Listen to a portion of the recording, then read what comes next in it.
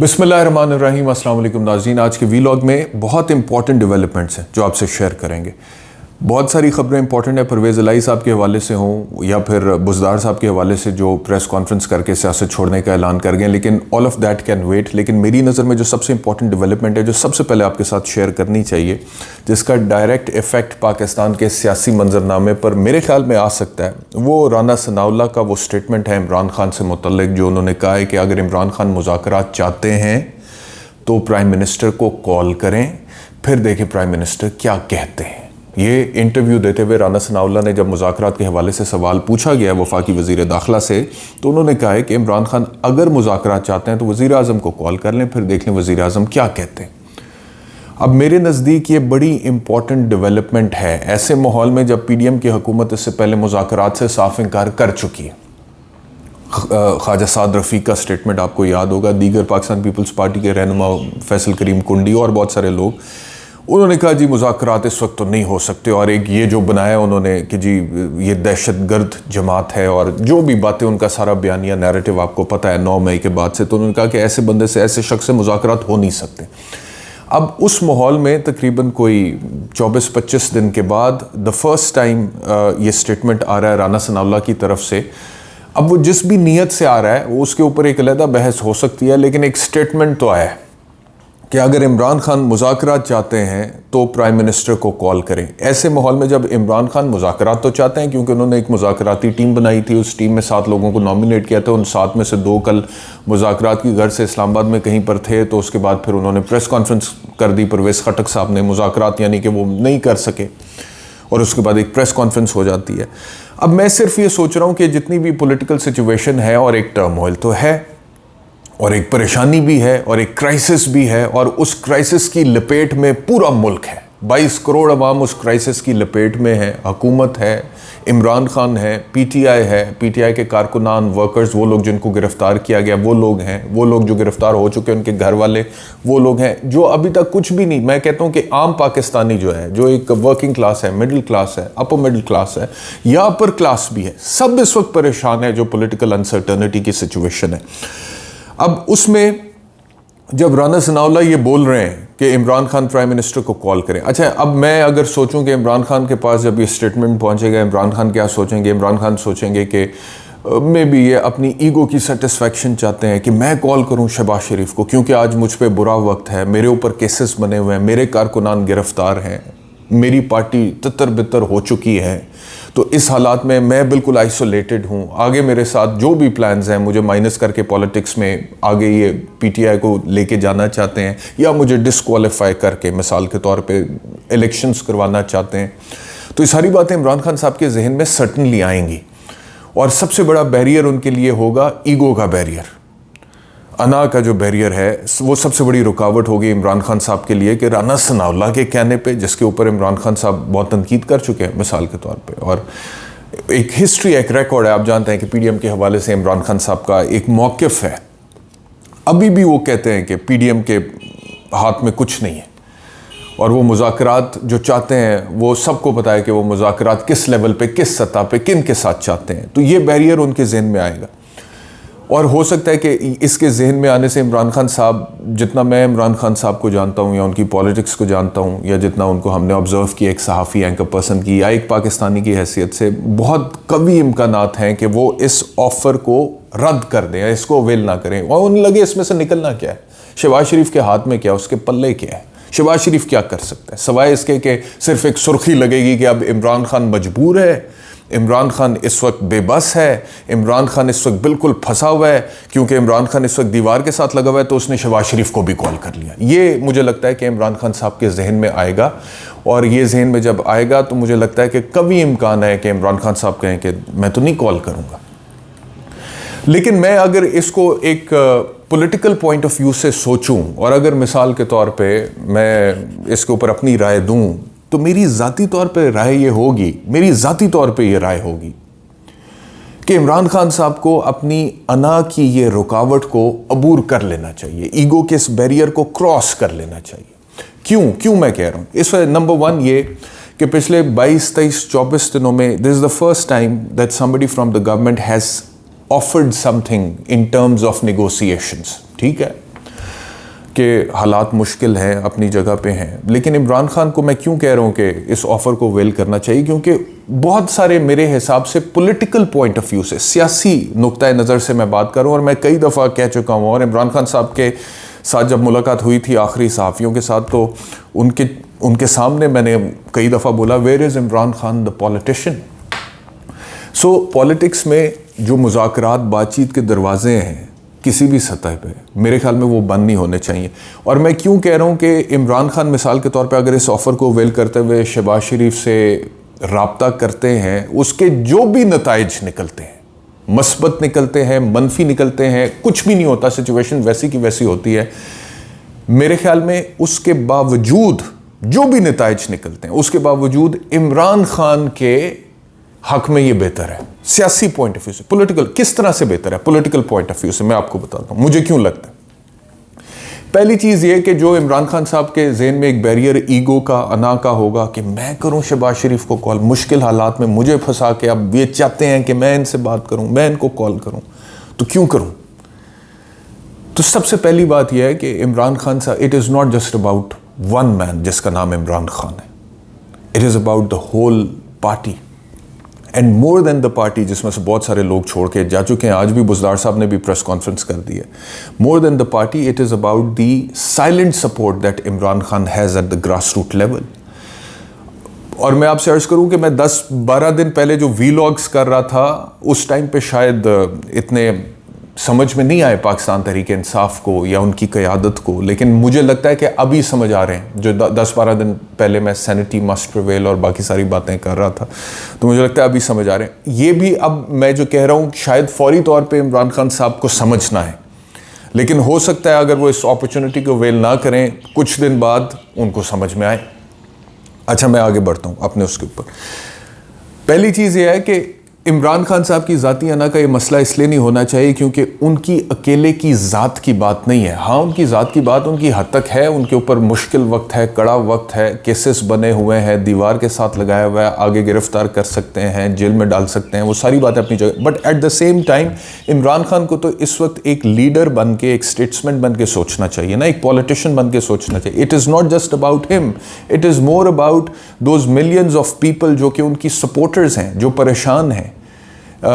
उनमें से बहुत सारे पाकिस्तान तहरीक इंसाफ के वो कारकुनान हैं जो कि गिरफ्तार हुए हैं, उनकी फैमिलीज़ हैं, उनके माँ बाप हैं, उनके बीवी बच्चे हैं, वो परेशान हैं। तो इमरान खान को अपनी ज़ात से बाहर निकल के उनके लिए आगे बढ़ के ये फ़ोन कर लेते हैं और बात करते हैं और एक कदम आगे बढ़ाते हैं, तो इसमें कोई हर्ज नहीं है। एक लीडर करता है ये, दिस इज़ लीडर। तो और इमरान खान साहब खुद कहते हैं अपनी कई तकरीरों में कि मैं आखिरी गेंद तक खड़ा रहूँगा, ये अपनी जान की कुर्बानी देने के लिए भी तैयार हूँ, अपने मिशन के लिए, अपने नज़रियात के लिए।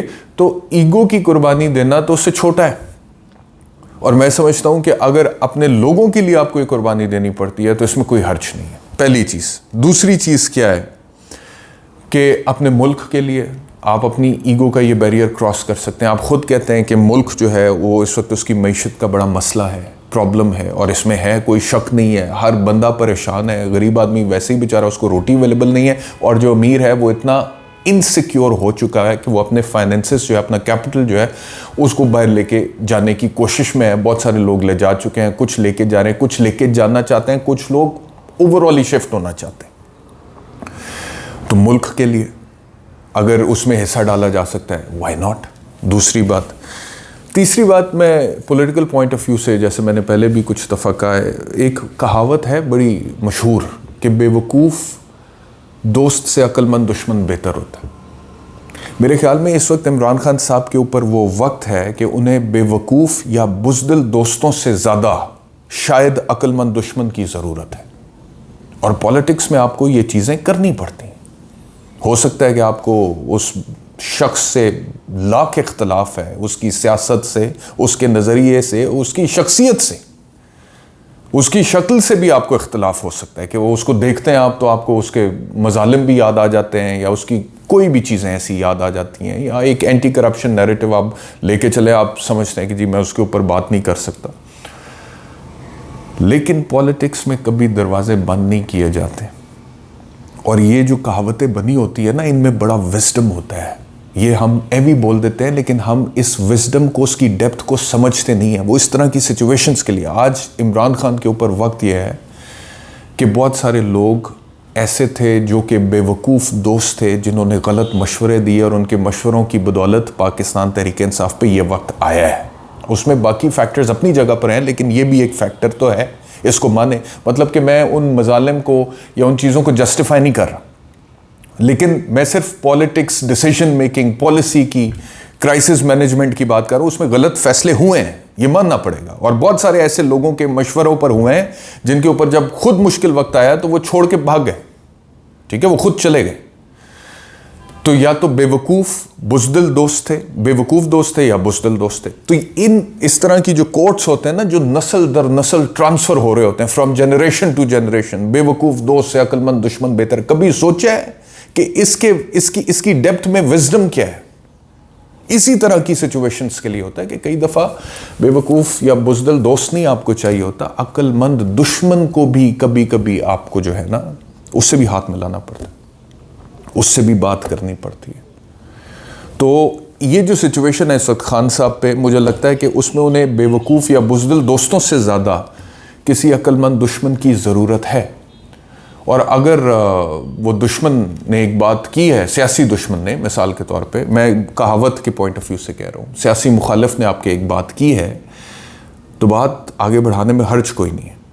मैं सियासत में, मैं जैसे पहले भी कहा कि रास्ते आप बंद नहीं करते। अच्छा, अब एक तो ये 2-3 वजूहात मैंने, फिर एक वजह मेरे जहन में, मिसाल के तौर पे इमरान खान साहब ये सोचें कि शहबाज शरीफ के हाथ में क्या, उसकी तो कोई ख़ास इंपॉर्टेंस नहीं है, शहबाज शरीफ के पल्ले तो कुछ नहीं है, वो क्या कर सकता है मेरे लिए, वो तो कुछ नहीं कर सकता। चलें, अगर ये भी मान लें कि शहबाज शरीफ के हाथ में कुछ नहीं है और वो कुछ नहीं कर सकता, तो ये भी क्लियर हो जाएगी बात। इमरान खान राब्ता करके देख लें, और अगर उसके बदले में, उसके नतीजे में शहबाज शरीफ कुछ भी नहीं कर सकता, तो साबित हो जाएगा कि शहबाज शरीफ के पल्ले कुछ नहीं। उसमें फिर इमरान खान का जो पॉइंट ऑफ व्यू है वही दुरुस्त साबित हो जाएगा ना उस हवाले से। तो इसमें भी वो कुछ ना कुछ पॉलिटिकल पॉइंट ऑफ व्यू से गेन करेंगे। अच्छा, फिर मैं आपसे अर्ज करूं कि आखिरी एक ऑप्शन जहन में उनके ये हो सकता है कि मिसाल के तौर पे अगर मैं कॉल शहबाज शरीफ के पल्ले कुछ है भी और वो कुछ कर भी सकता है, तो वो मेरे लिए क्यों करेगा, वो मुझे क्यों पॉजिटिव रिस्पॉन्स देगा? अगर इसको भी दुरुस्त मान लें कि अगर उनके पल्ले कुछ है भी और वो कुछ कर भी सकते हैं, लेकिन उसके बावजूद इमरान खान के अपने बदतरीन मुखालिफ होने की वजह से वो इमरान खान के लिए कुछ नहीं करेंगे, तो भी late it be a part of the record, late it be a part of the history, कि ऐसे वक्त में इमरान खान ने एक पॉलिटिशियन की हैसियत से अपने लोगों के लिए या अपने कारकुनान के लिए या अपनी सपोर्ट बेस के लिए या अपने मुल्क के लिए यहां तक कोशिश की थी कि खुद से, फिर राना सनाउल्लाह के बयान के बाद शहबाज शरीफ से रब्ता किया था कि मुल्क को बचाएं, कौम को बचाएं, मईशत को बचाएं, मज़ीद सियासी अदम इस्तेहकाम को बचाएं, मज़ीद सेंस ऑफ इनसिक्योरिटी और सेंस ऑफ फेयर जो है उसको बचाएं, लॉ एंड ऑर्डर की सिचुएशन जो बगड़ी, लोगों का जो कॉन्स्टिट्यूशन और इंसानी हकूक़ से यकीन उठता जा रहा है, उस सिचुएशन को मज़ीद संगीन होने से बचाएं। तो ये late it be a part of the record कि इन सारी चीज़ों के लिए इमरान खान ने राना सनाउल्लाह के स्टेटमेंट के बाद शहबाज शरीफ से रब्ता किया था, लेकिन शहबाज शरीफ के पल्ले अगर कुछ था भी और वो कुछ कर भी सकते थे, लेकिन उसके बावजूद उन्होंने ज़ाती सियासी बुनियादों की वजूहात पर मस्बत रिस्पॉन्स नहीं दिया। It will be a part of the record. अगर ऐसा ही है तो it will be a part of history, it will be written down in books. तो मुझे ज़ाती तौर पर यह लगता है कि सारी वजूहात जो मैं कह रहा हूँ, इनको सामने रखते हुए अगर इमरान खान साहब अपनी ईगो का बैरियर क्रॉस करते हुए राना सनाउल्लाह के स्टेटमेंट के बाद मियाँ शहबाज शरीफ जो कि प्राइम मिनिस्टर हैं इस वक्त, जो भी हैं, जैसे भी हैं, जो भी उनका माजी है, उसके बावजूद उनसे रब्ता करते हैं for the purposes of a dialogue और अ नेगोशिएशन, मुज़ाकरात के लिए, मुफाहमत के लिए, तो मेरा नहीं ख्याल कि इसमें as a politician, as a leader वो कुछ भी लूज़ करेंगे, वो सिर्फ गेन करेंगे।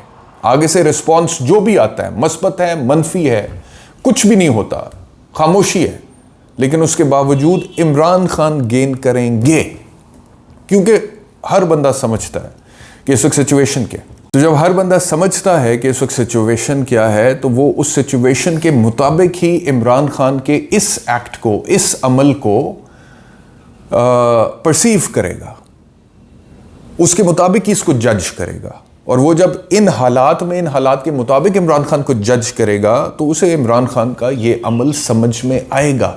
लोग जो है ना, इमरान खान को जो भी उनकी शख्सियत के हवाले से जो भी लोगों का इमेज है, या जो भी कि जी बहादुर हैं, दुलेर हैं, वो सारी बातें अपनी जगह पे मेरा नहीं ख्याल कि इससे इफेक्ट होंगी।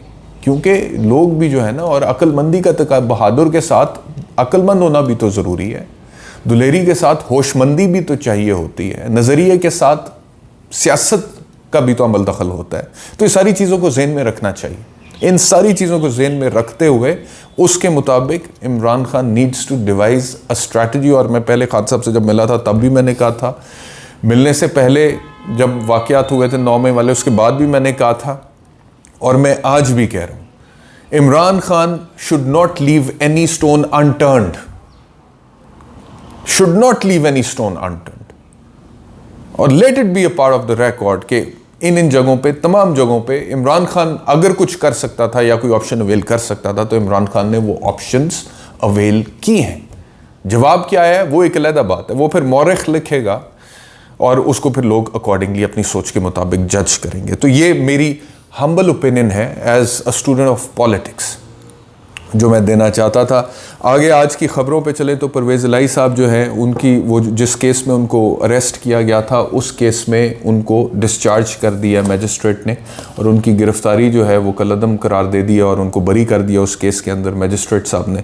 और मैंने वो ऑर्डर पढ़ा है, उसके अंदर उन्होंने लिखा हुआ है कि एविडेंस है नहीं ऐसा जो कि डायरेक्टली कनेक्ट करता हो परवेज़ इलाही साहब को इस केस के हवाले से। इस वजह से अभी फ़िलहाल मैं इनको डिस्चार्ज कर रहा हूँ। अगर इन्वेस्टिगेटिंग एजेंसी के पास कोई एविडेंस आता है बाद में, मिसाल के तौर पे, तो वो फिर दोबारा उनको उस इन्वेस्टिगेशन या एविडेंस की बुनियाद पे उनके ख़िलाफ़ दोबारा कार्रवाई का आगाज़ कर सकते हैं। अब ये उन्होंने तो कह दिया है, लेकिन जो आमिर मीर हैं, इंफॉर्मेशन मिनिस्टर निगरान हुकूमत पंजाब के, उन्होंने कहा है कि परवेज़ इलाही को करप्शन केस में डिस्चार्ज करने के अदालती फ़ैसले पर वज़ीर इत्तलात आमिर मीर ने यह कहा है कि उनको फौरी रिलीफ देने वाले जुडिशल मजिस्ट्रेट की सियासी वाबस्तगी वाज़ेह है।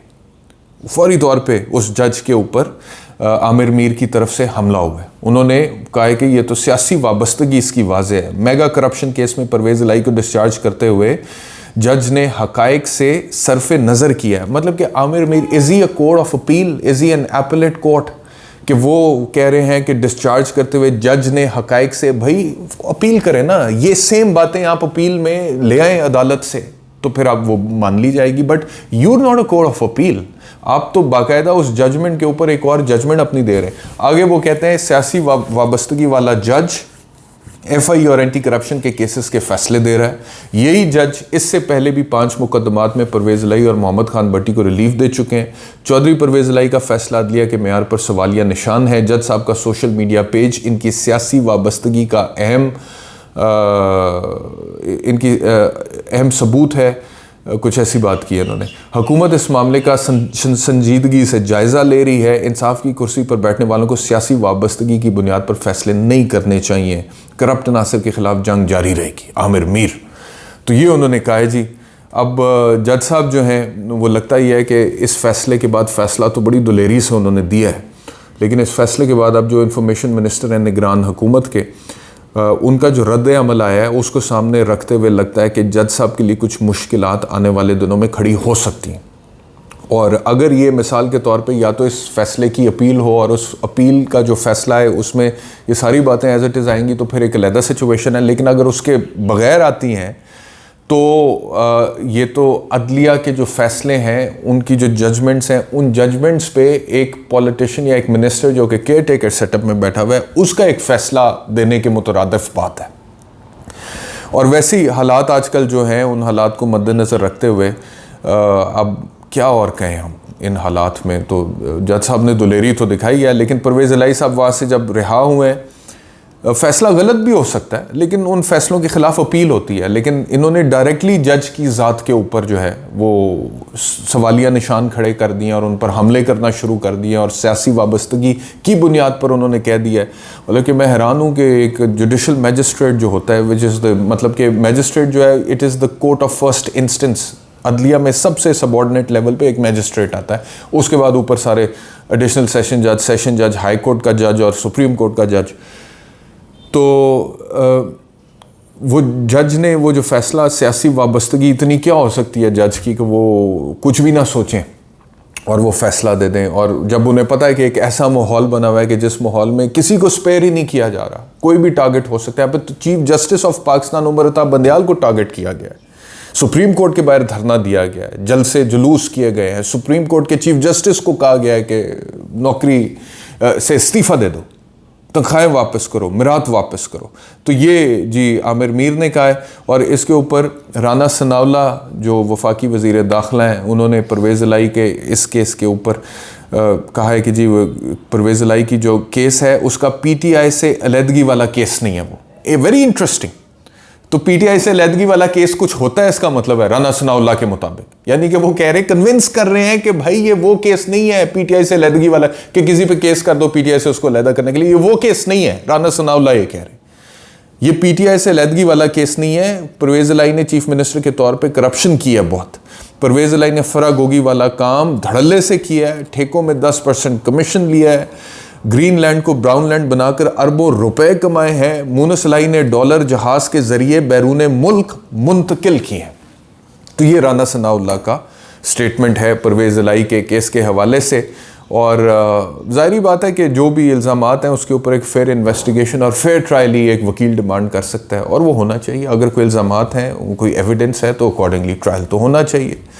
और ये इन्होंने कह दिया। और जब वो उसमें उनको बरी किया परवेज़ इलाही साहब को, तो उसके फ़ौरन बाद उनको दूसरे केस में गिरफ़्तार कर लिया। और क्योंकि 4-5 केसेस हैं, तो एक में वो बरी हुए हैं, तो दूसरे में उनको अरेस्ट कर लिया गया है।